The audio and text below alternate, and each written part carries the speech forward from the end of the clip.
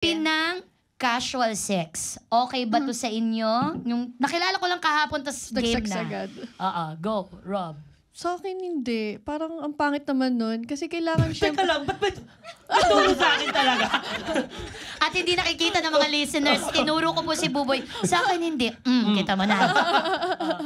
Kasi iba pa rin na mas, magkaroon kayo ng, kumbaga, pagkakakilanlan sa isa't isa bago kayo dumating sa ganong, eksena na magsisex agad. Oo. Hubad agad. Hubad agad. Huwag mo na ganun. Siyempre, kahit naman ngayon sa generation natin, parang mas gustuhin pa rin naman natin niya para tayong nililigawan pa rin talaga.